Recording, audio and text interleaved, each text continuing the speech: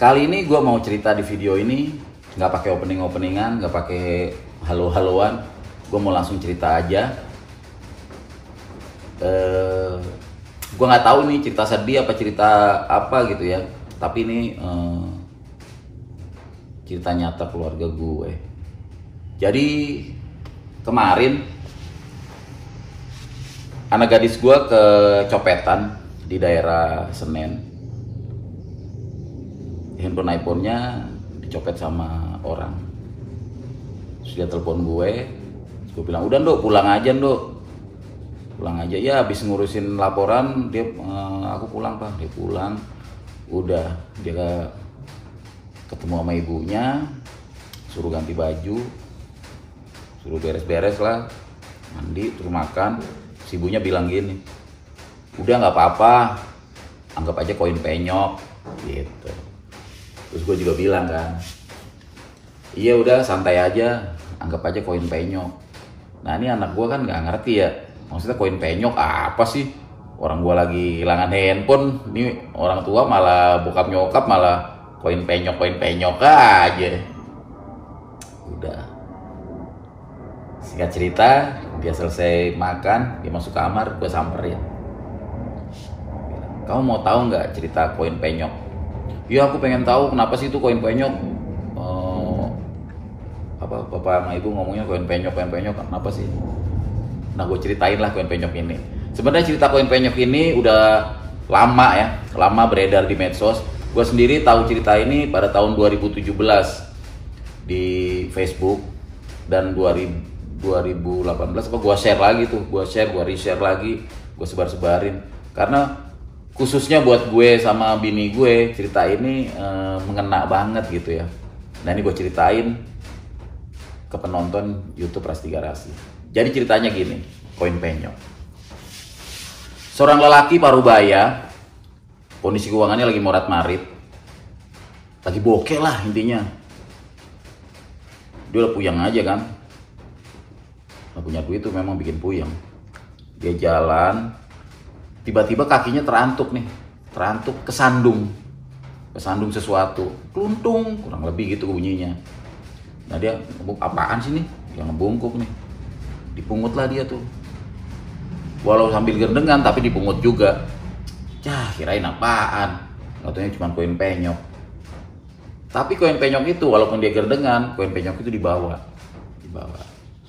nggak jauh dari tempat dia nemuin ada sebuah bank. Sama dia coba ditukerin tuh koin itu. Nyata kata mbak tellernya, nggak bisa Pak, ini koin kuno gini, koin jadul gini nggak bisa tuker di sini. Coba ditukar di tempat kolektor koin, pinggir jalan sana di ujung. Gitu. Barangkali ada harganya. Laki-laki itu keluar dari bank, ditukar tuh ke tempat itu, dan ternyata koin itu dihargain lah $30 gitu. Wah seneng banget, harganya pakai dolar ya karena ini kejadiannya kan di luar negeri. Seneng banget tuh ya kan, wah asli kayak nemu durian runtuh ya kan. $30, mau ngapain nih ya duit $30 ini ya? Dia jalan aja tuh, lagi jalan-jalan, emang dasar rezeki kan. Dia ke tempat lapak-lapak rongsok gitu, dia ngeliat tuh kayunya masih bagus, masih cakep-cakep kayak lembaran papan gitu. Mungkin kayu jati kali ya, gue juga nggak tahu juga tuh. Pokoknya kayunya cakep banget, cihui banget. Udah, duitnya mau gue beliin kayu aja, gue mau beliin lemari nih. Kebetulan lemari di rumah, lemari bini buat bajunya udah kurang bagus. Udah, dia ke situ tawar, kebelilah kayu-kayu bagus itu dengan harga $30. Dibawa tuh, dipanggul tuh kayu-kayu itu. Walaupun berat, hatinya riang gembira banget. Dibawa. Gak lama dia manggul kayu cihui itu, dia melewati sebuah toko furniture. Tiba-tiba dia dipanggil sama yang punya toko furniture. Pak, sini Pak. Samperin. Ada apa Pak? Tukang kayu itu, tukang yang manggul itu bilang, ada apa? Kayunya dijual nggak? Wah nggak dijual. Ini saya mau bikin lemari. Karena yang tukang furniture ini tahu itu kayu bagus. Udah Pak, gini aja Pak.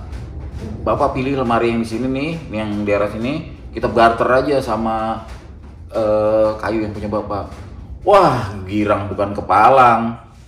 Udah langsung aja tuh ditukerin kan, dari songgok kayu ditukar oleh lemari gitu. Ini baunya gimana tapi mas Pak? Tukang furniture baik juga tuh. Udah pakai gerobak saya aja, ntar kalau udah ini balikin gerobaknya. Udah tuh dia seneng banget ya, kira wah ini bini gue nih pasti seneng nih. Gua bawain lemari baru, melewati perumahan tuh dia, karena rumahnya dia kan agak di kampung, dia melewati perumahan. Di perumahan yang dia lewatin itu tiba-tiba dia disetop lagi dong sama ibu-ibu, karena dia ngeliat bawa lemarinya juga cakep kan. Sama ibu-ibu itu ditawar, "Bang, lemarinya bagus banget, saya beli deh." "Waduh jangan nih, buat istri saya." "Udah saya beli aja, $300."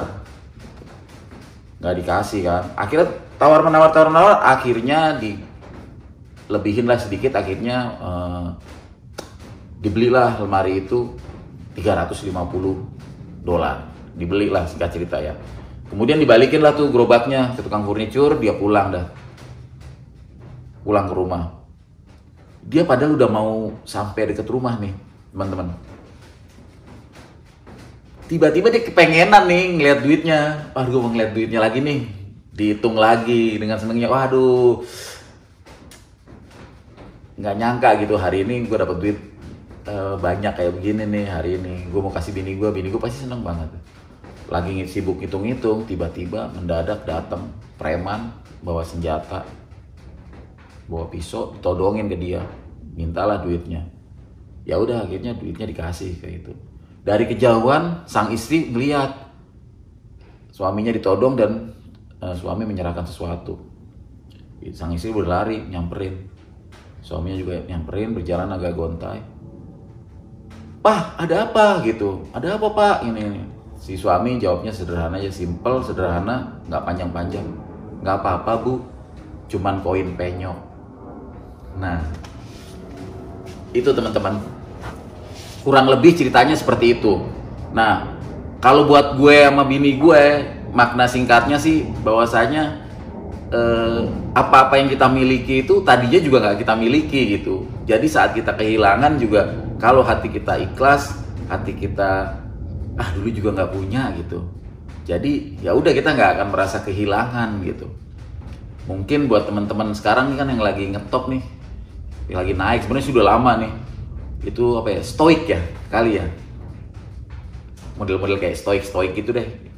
Itu kayak gitu. Jadi kita nggak akan merasa terlalu kehilangan kalau kita nggak terlalu memiliki. Intinya sih kayak gitu. Kalau dalam agama gue ya, kalau dalam Islam itu mungkin lebih ke rasa ikhlas sih. Rasa ikhlas dan rasa bersyukur. Nah, kembali ke anak gue. Anak gue begitu gue ceritain itu, nangis dong. Wah, tapi dia nggak nangis di depan gue. Dia pergi aja gitu. Pergi meninggalin gue. Gue kira kenapa? Gue kira anak gue kenapa gitu ya. Maksudnya dia pergi gitu. Nyata anak gue nahan tangis gitu. Wah, dalam hati gue, wah dia terharu nih sama cerita gue. Dia, ibunya kan nangis seseguan di ibunya. Wah, kenapa nih anak gue? Gue keluar. Terus anak gue, "Sini dong." Anak gue rangkul, peluk, nangis di bahu gue bilang gitu. Terus gue bilang, "Kenapa kamu jadi nangis? Kamu sedih ya, terharu sama cerita itu?" "Aku bukan dia terharu Pak, aku tuh kehilangan iPhone, bukan kehilangan koin penyok." Jadi mungkin gue yakin anak gue sih paham maksudnya gitu, maksud cerita itu paham, gue yakin paham banget lah gitu. Cuman memang sih yang anak gue hilang itu bukan koin penyok, memang handphone gitu. Tapi sebenarnya sih bisa ditarik kesimpulannya kan, dulu juga dia nggak pakai handphone, maksud gue gitu. Kalau dia harus kehilangan handphone ya udahlah gitu. Memang sih untuk menasehati, memberi semangat, apalagi ya, itu gampang buat orang-orang yang nggak ngalamin gitu. Mungkin kalau gue yang ngalamin kehilangan handphone juga, mungkin gue bisa lebih kejar dari anak gue gitu. Mungkin gue lebih kecewanya mungkin bisa nggak setangguh karena gue juga gitu. Jadi kurang lebih itu sih. Kalau kira-kira ceritanya kurang pas, teman-teman bisa browsing sendiri aja di Facebook atau di Google, ketik aja koin penyok. Itu ceritanya kurang lebih sama kayak gitu. Gue cuman pengen berbagi aja bahwasanya sesuai yang kayak di thanky gue nih. Grateful, thank you Chopper, gue grateful. Syukur. Kita syukurin aja apa yang ada gitu. Kita jangan terlalu merasa memiliki gitu. Karena sejatinya apa-apa yang ada di kita itu cuman pemberian gitu, cuman titipan aja. Dan namanya titipan, suatu saat itu ya akan diambil sama yang punya gitu. Itu aja sih ya. Mudah-mudahan cerita singkat ini bisa bawa manfaat sih buat teman-teman. Jadi kalau teman-teman lagi ada ini, koin penyok gitu, sama kayak yang gue lakuin, gue sama bini gue gitu. Kalau kita lagi, ya ibarat kata lagi kehilangan apa gitu, atau seumpama lagi ngejual sesuatu dalam keadaan rugi atau apa, udah kok anggap aja koin penyok gitu. Jadi kita lebih plong aja gitu, lebih plong, lebih nerima. Ya kadang-kadang kalau kita plong atau nerima sama yang lagi viral itu kan sama.